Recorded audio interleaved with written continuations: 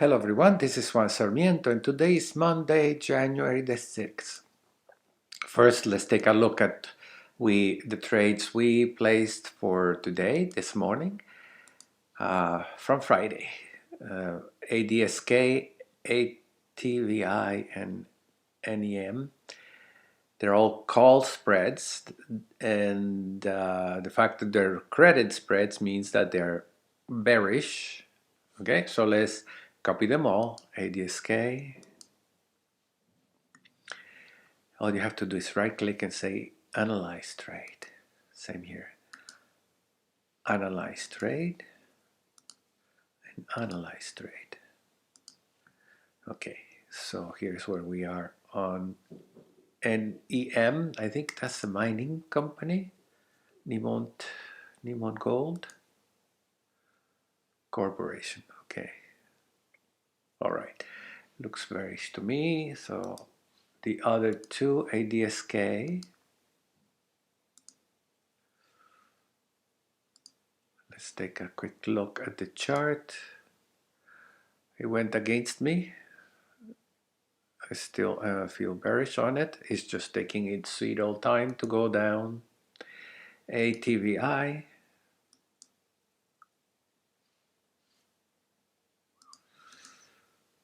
And here we are on it. Chart. It went against me. But I'm still bearish on it. The one that did not fill was Texas Instrument. Let's analyze that. And it didn't fill. Now, how about we copy that? Analyze trade. And see what the price would be if I wanted to do it. Again, it would be higher price. Obviously, the stock went down and never recovered enough to trigger my order. Okay, so it opened lower and kept going lower. Then it bounced back, but not enough to recover. So I'm going to do that again. It changes a bit in that now I get more of a credit. If I were to do that,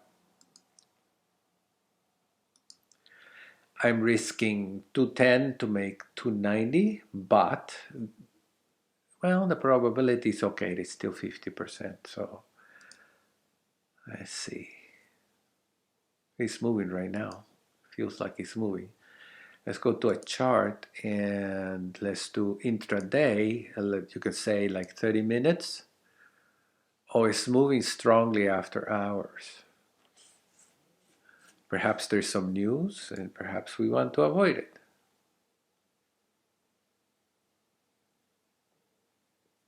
No, there's no news. But it did go up a little. Let's see a 4-hour chart.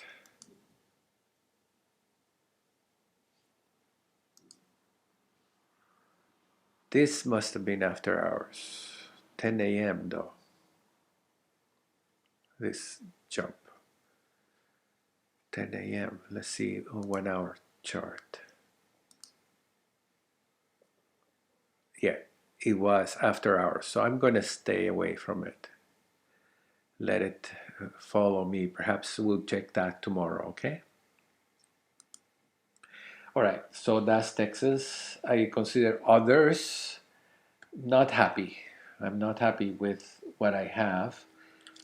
C is the one that I was considering.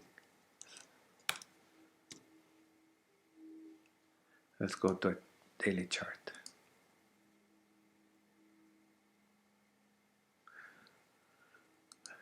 Okay, chart. Here we are. And let's take a look at the proposed trade. I'm proposing a diagonal, put diagonal. Okay, and we're risking almost $200 to make 145. Now remember that the diagonals could always be modified into verticals. Okay, so I'm going to show you with one that I'm going to do today that a rollover may actually be a good thing. So I'm going to enter this trade. And then I'm going to take a look at Home Depot because we started this as a diagonal and it has only a few days to expiration, and we are right here at the cone. You could wait day after day after day, but as you get closer to expiration, the stock might move strongly and go from, if it goes up, goes from a good profit into nothing at all. Okay, so you can exit the trade, or better yet, correct it into a vertical. And if you are still bullish, which I am, look at the move today, very strong. It looks like it's going to continue on higher. So I just want to modify it. So what am I doing? Well, you have the shorts expire this week on the 10th, Friday. So I can close that short and sell a new one at a higher strike price, obviously, at the same expiration as the long call that I have. And that gives me $1.45 credit.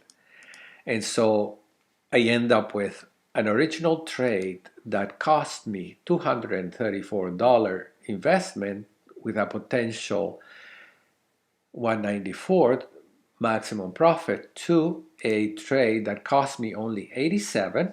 Mind you, this is already, I'm financing it with the profit of the previous trade, and a potential maximum profit of 162. Okay, so I'm converting a diagonal into a vertical.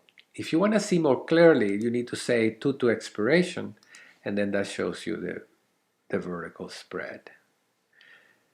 You can set the slices to the break-even point if you wish, and that shows you the maximum profit. If you move it over here, it shows you the probability of ending at the maximum profit. So I'm going to do just that. Okay,